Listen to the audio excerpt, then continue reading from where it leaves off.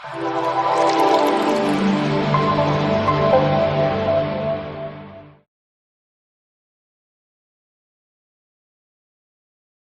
cette vidéo, nous allons corriger l'exercice numéro 3 de l'épreuve de statistique pour l'intégration en deuxième année à l'INSEA.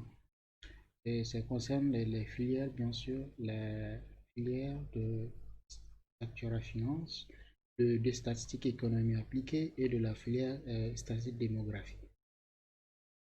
Alors, nous allons nous focaliser plus précisément au niveau de l'exercice numéro 3. On considère un livre qui contient 4 erreurs numérotées de 1 à 4 et est relu par une suite de relectures pour correction. À chaque relecture, chaque erreur est corrigée avec une probabilité entière. Les erreurs sont corrigées de manière indépendante les unes des autres et les relectures sont indépendantes les unes des autres. La première question qu'on vous pose, on dit quelle est la probabilité que l'erreur numéro 1 ne soit pas corrigée à l'issue de la énième relecture. Deuxième question, quelle est la probabilité que le livre soit entièrement corrigé à l'issue de la énième relecture. Combien faut-il de relectures pour que cette probabilité soit supérieure à 0,9? Alors donc, nous allons maintenant corriger l'exercice.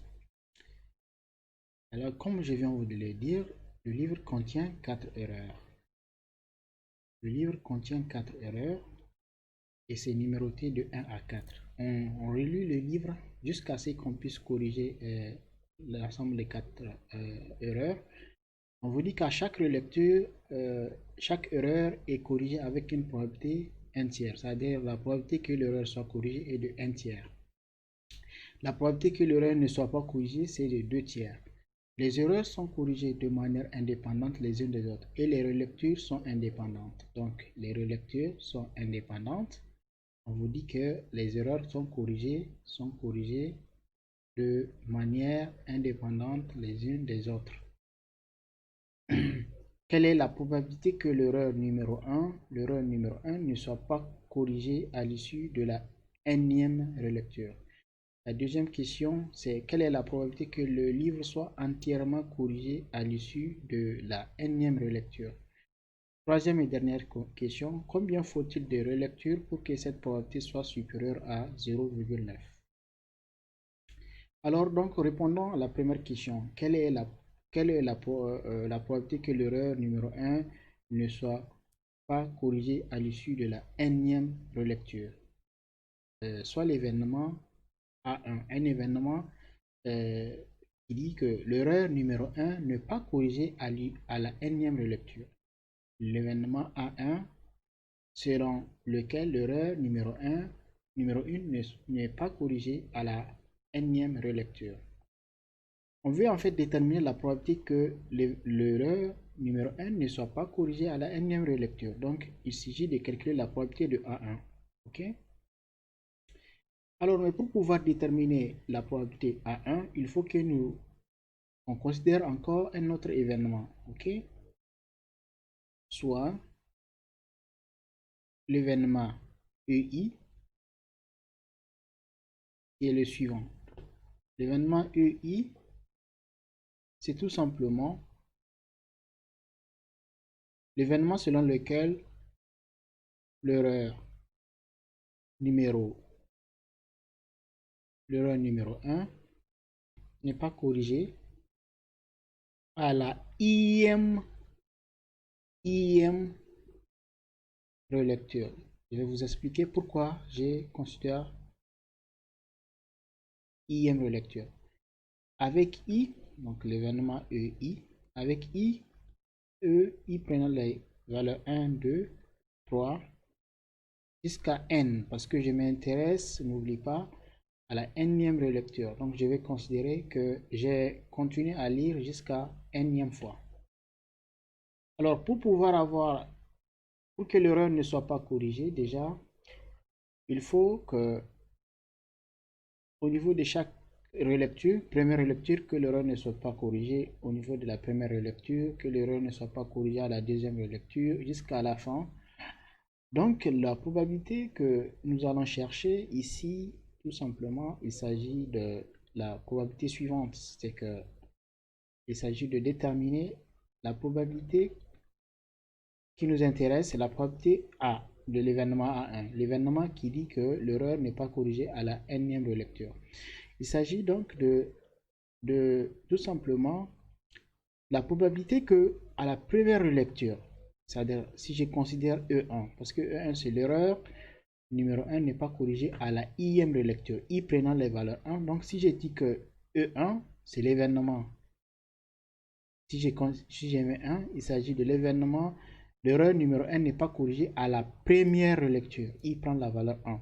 Donc il faut que l'erreur ne soit pas, pour que l'erreur ne soit pas corrigée à la nème relecture, il faut que l'erreur ne puisse pas être corrigée à la première relecture et qu'elle ne puisse pas être corrigée à la deuxième relecture et qu'elle ne puisse pas être corrigée à la troisième relecture jusqu'à la dernière lecture qui considère tout simplement la énième position, c'est-à-dire lorsqu'on fait une dernière fois, énième relecture. Donc, la probabilité, il s'agit donc de la probabilité de l'intersection de ces événements. Il faut que l'erreur ne soit pas corrigée à la première relecture et qu'elle ne soit pas corrigée à la deuxième relecture, ainsi de suite jusqu'à la dernière relecture.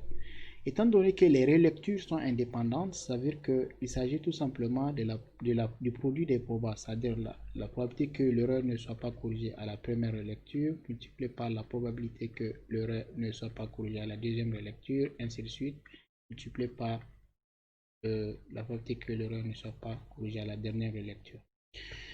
Donc, la probabilité que l'erreur ne soit pas corrigée à la dernière relecture, c'est le produit des probas.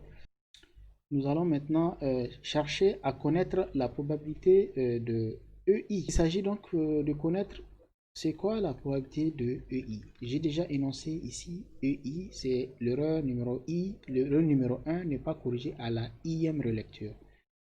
Au niveau de l'exercice, on vous a dit que chaque erreur est à chaque relecture, la probabilité que ça soit corrigé, c'est 1 tiers. Donc, la probabilité qu'elle ne soit pas corrigée, ça fait tout simplement 2 tiers. C'est 1 moins 1 tiers, donc c'est 2 tiers. Donc, c'est ça, nous allons prendre. Donc, la probabilité de EI, c'est égal à 1 moins 2 tiers. 1 moins plutôt 1 tiers. Parce que 1 tiers, c'est la probabilité que ça soit corrigé. L'événement complémentaire, c'est ça le E1 ici. C'est tout simplement 1 moins 1 tiers. 1 tiers, c'est la probabilité qu'elle soit corrigée. Et nous, on veut plutôt la probabilité qu'elle ne soit pas corrigée. Donc, c'est 1 moins 1 tiers, ça nous donne 2 tiers.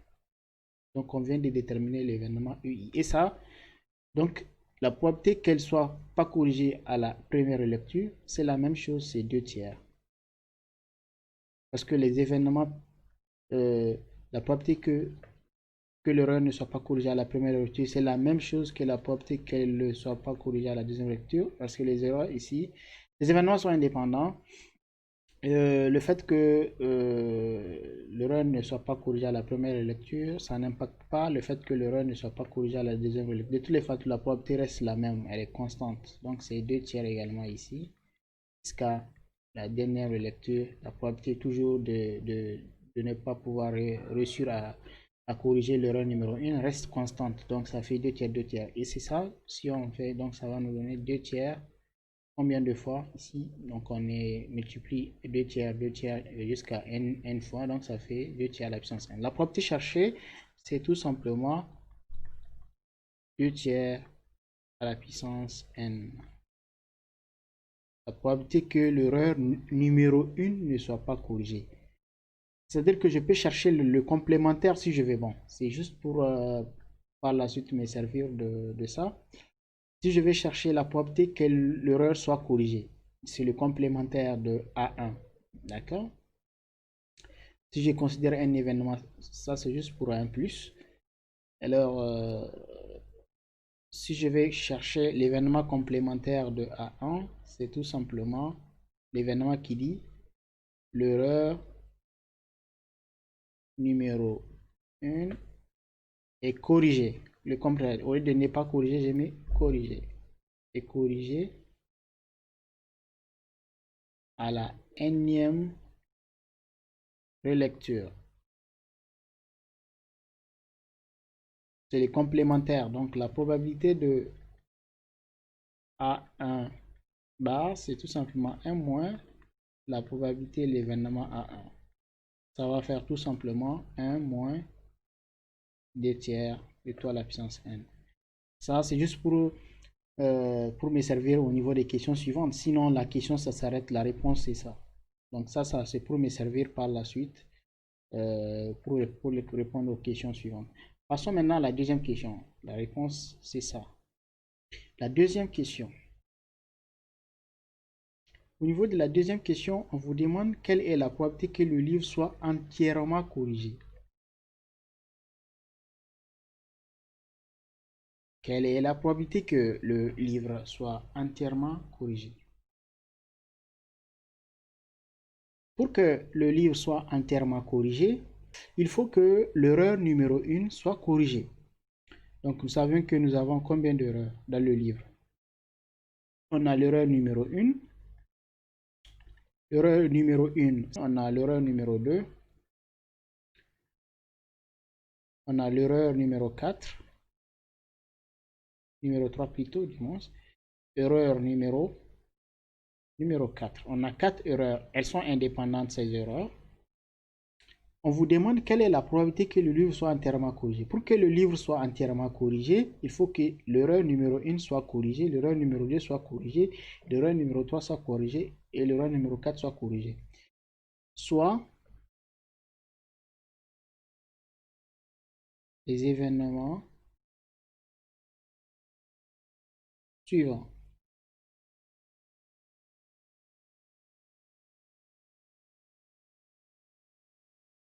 Je note.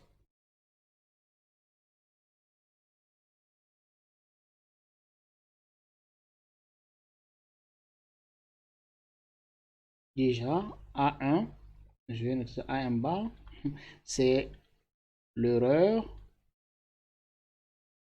numéro 1 est corrigée à la énième relecture. Parce que n'oublie pas, la question, c'est énième relecture. Donc, énième relecture. Deuxième événement, c'est concernant l'erreur 2, l'erreur numéro 2.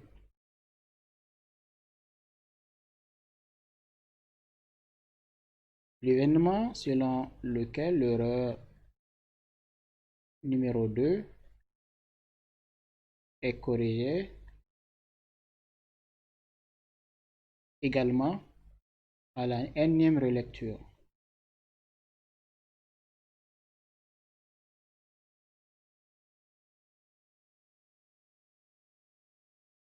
Et l'événement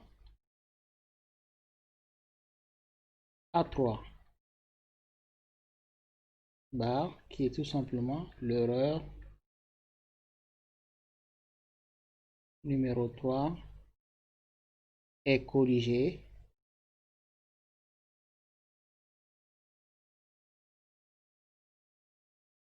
à la énième relecture.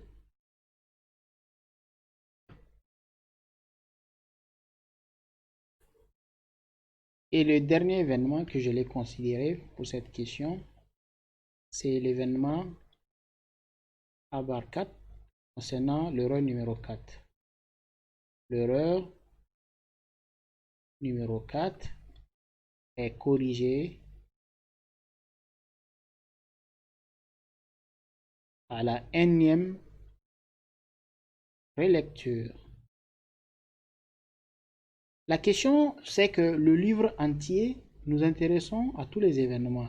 On veut que tous les livres soient, le livre soit entièrement corrigé. Donc, il faut qu'on puisse reçu l'événement A1, que l'événement A2 soit reçu et que l'événement A3 aussi puisse être reçu. C'est-à-dire qu'il faut que tous ces événements puissent avoir lieu. Il faut que l'erreur numéro 1 soit corrigée, que l'erreur numéro 2 soit corrigée, l'erreur numéro 3, 4, ainsi de suite. D'accord? C'est-à-dire qu'il s'agit de répondre à la question suivante. Je vais noter désormais l'événement A, le livre est entièrement corrigé. Donc le dernier événement, Grand A, le livre est entièrement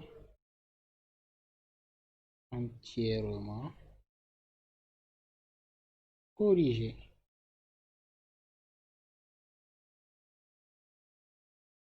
Pour que cet événement puisse avoir lieu, d'accord, A, ça va être tout simplement, il faut que l'événement a un bar, bon, je dois noter, pardon, ici c'est A bar, l'événement, le livre est entièrement corrigé, donc je note ça A bar.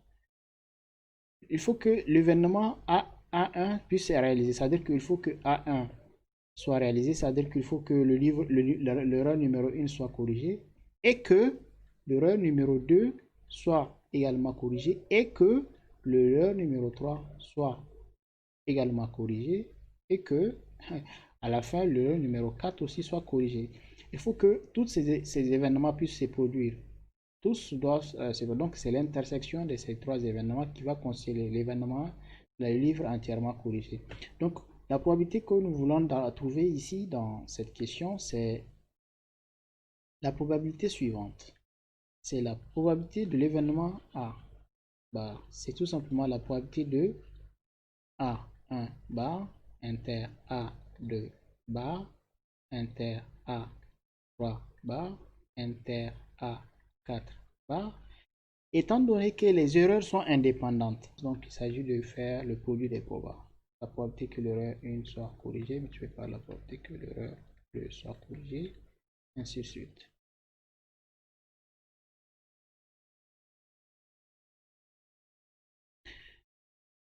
Maintenant, c'est de trouver les probas ici, toutes ces probas. La probabilité que l'erreur numéro 1 soit corrigée, elle était la même chose que la probabilité que l'erreur numéro 2 soit corrigée. Elles ont tous la même proba. Et nous avons déjà, on va s'inspirer de la question précédente. C'est pas pour rien que je vous ai déterminé cette proba. Il s'agit de la première proba. C'est donc la probabilité de A1. Donc on vient de trouver ça déjà précédemment. C'est la probabilité de A1 bar est tout simplement égale à combien? Égale à 1 moins 2 tiers à la puissance n. C'était ça, on l'avait déduit au niveau de la première à la deuxième question. Et on sait très bien que la probabilité que le livre soit corrigé à la première, l'erreur numéro 1 soit corrigée, c'est la même probabilité aussi que l'erreur numéro 2 soit corrigée également à la nème relecture. Ces probabilités sont les mêmes.